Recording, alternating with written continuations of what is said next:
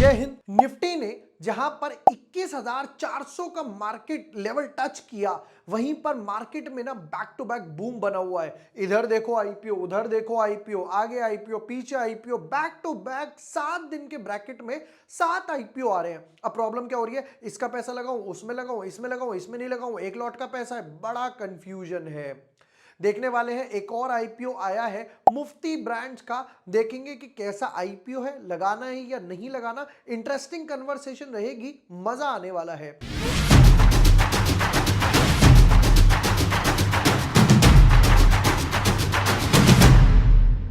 Hi everyone, my name is Vibhor Varshney, I am a SEBI registered research analyst. एक और IPO आया है, आज उसके एनालिसिस करने वाले हैं, देखेंगे लगाना है नहीं लगाना। उससे भी इंपॉर्टेंट ये वीडियो उन लोगों के लिए डेफिनेटली यूजफुल रहेगा जो बोलते हैं कि भाई मेरे पास एक लॉट या 2 लॉट का पैसा है तो लगाऊं या नहीं लगाऊं। उन लोगों के लिए मोस्ट इंपॉर्टेंट वीडियो है, एंड तक जरूर देखना। बिफोर मूविंग अहेड, अगर अभी तक आपने चैनल सब्सक्राइब नहीं किया है, जितने भी आईपीओ आ रहे हैं ना, मैं यहां पर बैक टू बैक वीडियोस बना के डाल रहा हूं। यहां पर हम लोगों ने हैप्पी फॉर्जिंग्स का भी डाला था, मोती सन्स का भी डाला था, मुथूट मिनकॉर्प, फिर उसके बाद आइनॉक्स इंडिया 41,000 व्यूज आए, फिर उसके बाद इंडियन शेल्टर बिग ब्रेकआउट भी डाला फिर मैंने यहां पर। उससे भी इंपॉर्टेंट डोम्स आईपीओ पर 55,000 व्यू आए, ये तो कमाल ही हो गया।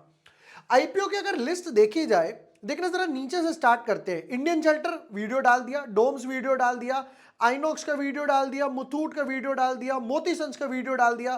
सूरज एस्टेट मैं अप्लाई नहीं करने वाला हूं, तो मैं इसके एनालिसिस भी नहीं कर रहा, उस पर मैं ना टाइम वेस्ट कर रहा, ना अपना पैसा, ना एनर्जी, और इनफैक्ट आप लोगों का टाइम भी वेस्ट नहीं कर रहा। रीजन इज, पता है यहां पे ना इतने गेन्स लग नहीं रहे, बहुत छोटा सा आईपीओ लग रहा है, तो उस हिसाब से मैंने सोचा यार मुझे उस हिसाब से काम नहीं करना इस पे। वापस आते हैं, फिर आगे हैप्पी फॉर्जिंग, इसका भी डाल दिया। अब एक बचा ये आरबीजेड, इसके एनालिसिस या सिनॉप्सिस वगैरह में डाल दूंगा। अब आई बारी इसकी, किसकी, क्रीडो ब्रांड्स की, यानी मुफ्ती की। एक इंपॉर्टेंट टेबल ये देखना, यहां से लेकर अगर आप ये पूरा ब्रैकेट देखोगे, इस ब्रैकेट में मुथूट माइक्रोफिन 18 से 20, फिर उसके बाद मोती सन्स 18 से 20, सूरज 18 से 20, हैप्पी फॉर्जिंग्स 19 से 21, 19 21, 19 21, 20 22।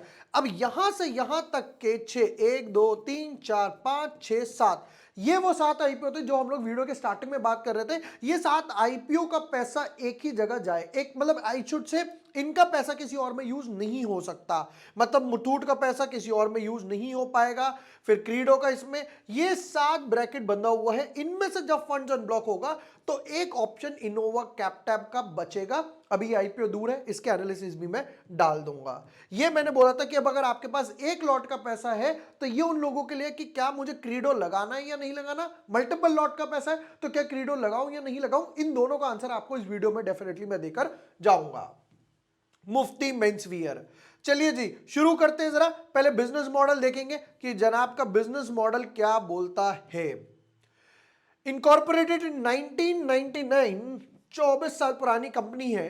Credo brand marketing limited offers casual clothing for men with its flagship brand Mufti. मुफ्त में नहीं मिल रहे, नाम मुफ्ती है। In 1998, the company's product range consisted of only t-shirts, shirts, trousers.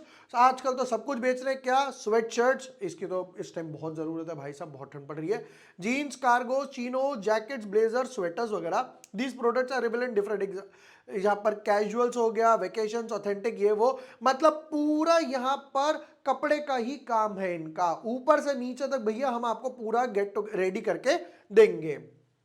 चलिए नेक्स्ट पार्ट पर आते हैं, ये मोस्ट इंपॉर्टेंट पार्ट है। The company currently operates to 1700 retail outlets. ये कब का है, ये क्वार्टर पुराना है। These includes 379 exclusive brand stores, मतलब ये जो 379 स्टोर्स है एक्सक्लूसिव है, यहां पर इसके अलावा किसी और का माल नहीं बिकेगा, इनका ही माल जाएगा ब्रांड का। बाकी बचे 89 लार्ज फॉर्मेट स्टोर्स और 1305 1300 के मल्टी ब्रांड, मतलब मल्टी ब्रांड, इसका माल भी रख ले, उसका भी रख ले, लेवाइस का भी रख ले, रिबॉक का भी रख ले, सारे ब्रांड्स मिलाकर अंडर द अम्ब्रेला दे देते हैं कुछ लोग।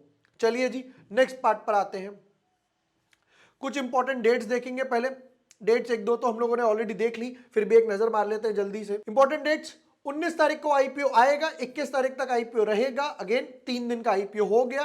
फ्राइडे 22 तारीख को आपको पता चलेगा कि अलॉटमेंट मिली या नहीं मिली, और 26 तारीख को रिफंड आएंगे। क्यों?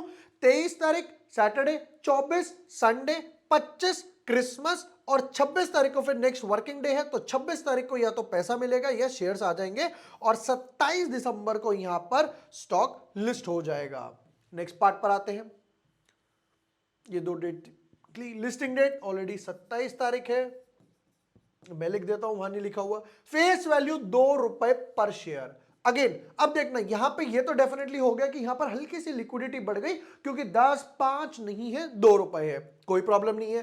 प्राइस बैंड की बात करूं तो 266 से 280 लेकर आ रहे हैं, तो यहां पर अप्लाई करना है, कट ऑफ हमेशा ये डालना है 280। 53 शेयर्स का एक लॉट हो गया। अब आते हैं मोस्ट इंपॉर्टेंट पॉइंट पर, कितना पैसा उठा रहे हैं, जरा उस पर एक नजर मार लेते हैं। कंपनी कह रही है कि मुझे 549, ये 22 लाख रुपए क्यों छोड़े पता नहीं, पूरे 550 ही कर लेते एक बारी में। 551 करना चाहिए था, उल्टा कंपनी को शुभ नहीं हो जाता।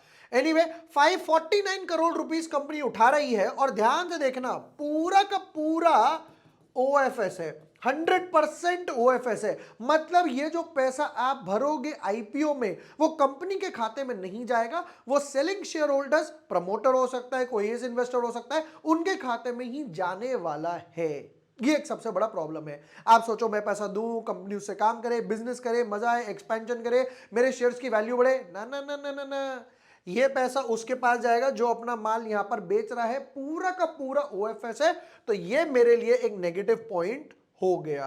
बट अगेन इसके एक पॉइंट के बेसिस पे आप आईपीओ को जज नहीं कर सकते कि क्या आईपीओ को इसके बेसिस पे जज कर दूं, नहीं, सारे पैरामीटर्स के एंड में पता चलेगा लगाना या नहीं लगाना।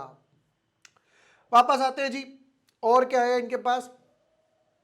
क्यूआईबी यानी म्यूचुअल फंड वगैरह वालों को बोल रहे कि भैया आपको 50% से ज्यादा नहीं मिलेगा। रिटेल वालों को बोल रहे कि आपको नॉट लेस देन 35% तो दूंगा ही दूंगा, तो अलॉटमेंट के चांसेस इस आईपीओ में बढ़ सकते हैं।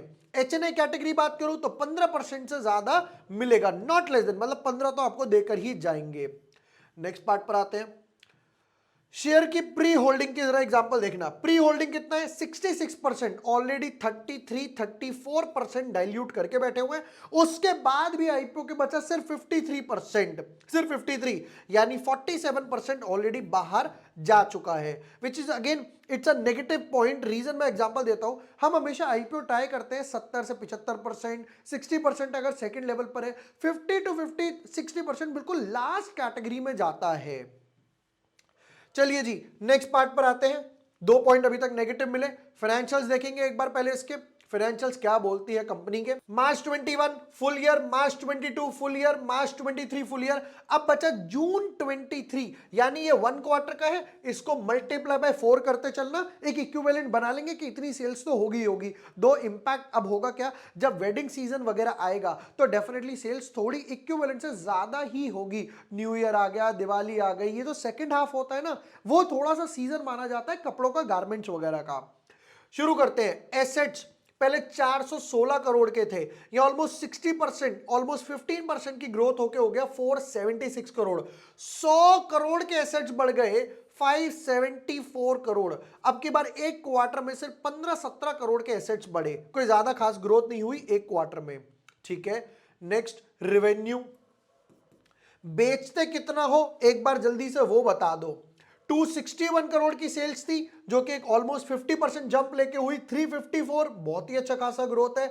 अगेन यहां पर ऑलमोस्ट 45-50% की ग्रोथ हो गया 509 करोड़। और अब बचा 119, राउंड ऑफ टू 120, 120 ये हो गया 480।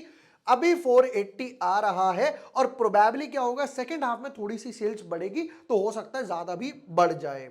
नेक्स्ट, मुझे रेवेन्यू से मतलब नहीं है, मुझे कंपेयर करना है इन दो कॉलम को, रेवेन्यू और पैट को, कि बेचते तो जा रहे हो, कमा कितना रहे हो वो बता दो। 261 करोड़ की सेल्स पे सिर्फ 3 करोड़ का प्रॉफिट था, यानी कि 1%। 354 करोड़ की सेल्स पे 35 करोड़, 10% का मार्जिन, बढ़िया है। 509 करोड़ की सेल्स पे 77 करोड़ का प्रॉफिट, दैट इज ऑलमोस्ट 14% के आसपास, 15% इनफैक्ट। नेक्स्ट मार्जिन तो बढ़ रहे हैं 1, 10, 15। नेक्स्ट पे देखते हैं 119 करोड़ की सेल्स पे 8 करोड़ का मार्जिन अब की बार वापस डिप हो गया, सिर्फ 5-6% के आसपास मार्जिन रह गया। और अगर प्रॉफिट को भी इक्विवेलेंट बनाया जाए तो 8 मल्टीप्लाई बाय 4 ये निकल कर आया 32, यानी कि यहां पर मार्जिन में भी डिप आया, उससे भी मोस्ट इंपॉर्टेंट प्रॉफिट में भी डिप आया। अगर बढ़ भी जाएगा तो भी 32 का कितना हो जाएगा 40, 45, 50, 55, इससे ज्यादा तो नहीं हो सकता इक्विवेलेंट, चलो 60 ले लो, फिर भी यहां पर डिप आया है जो कि थोड़ा सा ऑन नेगेटिव साइड है।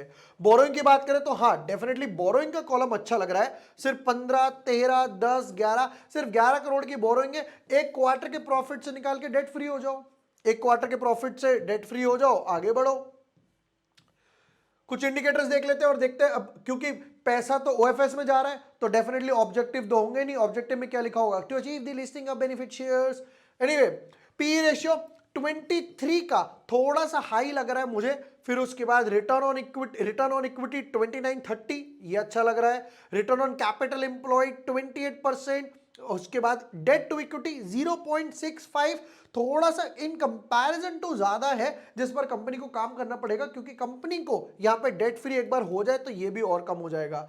ईपीएस देखना not even 1, again negative side आ रहा है। अब आते हैं फाइनल वर्डिक्ट पे। To achieve the listing of benefit जो मैंने बोला था ये वही हुआ। इनका प्राइस बैंड था प्रोबेबली आई गेस 260 का, जो मुझे याद है 280 का, नोट याद 280 का। नेक्स्ट पार्ट पे आते हैं हम, चलिए जी। प्राइस बैंड जल्दी से सम अप कर लेते हैं। प्राइस बैंड 280 पर share, over subscription, listing gain. Listing gain के लिखने का मतलब ये नहीं कि लिस्टिंग गेन होगा ही होगा। नंबर 1 डेफिनेटली यहां पर अब सबसे पहली बात, अगर आपके पास सिर्फ एक लॉट का पैसा है तो मुफ्ती में नहीं लगाना है। ध्यान से सुन लो, मुफ्ती में नहीं लगाना है। अगर एक लॉट का पैसा है, सोच रहे हो मैं यहां लगा लेता हूं, ये इतने सारे बाकी आईपीओ आ रहे हैं, मुथूट आ रहा है, मोती सन्स, फिर उसके बाद हैप्पी, इन तीन की तो ऑलरेडी वीडियो डाल चुका। इससे ज्यादा लिस्टिंग गेन वहां पर आपको एक बारी को मिल जाएंगे। एक लॉट वाले डेफिनेटली नहीं लगाने वाले। अगर हर आईपीओ में लगाने का पैसा है, मतलब 10 लॉट के पैसे तो हर एक एक 2 लगाने का मन है, तो एक बारी को इसमें लगाना। ओवर सब्सक्रिप्शन यहां मैं जो एक्सपेक्ट करूंगा थोड़ा सा ठंडा एक्सपेक्ट करूंगा, थोड़ी सी वैल्यूएशन ना डगमगाती हुई लग रही है। क्यों? नंबर 1 मार्जिन नहीं है। नंबर 2 कॉम्पिटिटर्स बहुत सारे हैं इस नीश में ना, बहुत सारे कॉम्पिटिटर्स हैं, इस वजह से एक थोड़ा सा है। काफी सारे आईपीओज आ रहे हैं, पूरा का पूरा ओएफएस है ये काफी, और प्रमोटर होल्डिंग 53%। ये काफी सारे जो फैक्टर्स है ना वो थोड़ा इस जगह से झुकने के अलावा इधर की तरफ बोल रहे हैं। मोस्ट इंपॉर्टेंट ओवर सब्सक्रिप्शन, मैं ऐसा समवॉट अराउंड 20 टाइम्स के आसपास ओवर सब्सक्रिप्शन एक्सपेक्ट करूंगा। प्रोबेबली अभी तक का लो है जितने आईपीओ हम लोगों ने एनालिसिस करे हैं। 280 रुपए प्राइस बैंड के हिसाब से कुछ ज्यादा से ज्यादा 10 से लेकर 17-18% के आसपास लिस्टिंग गेन होगा।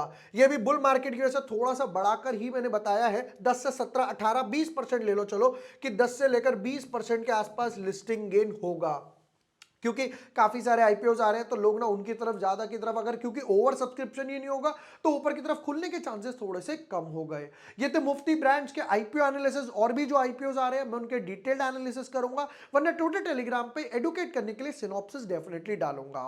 वीडियो पसंद आया हो share with your friends, like and subscribe. Thank you for watching the video, lots of love.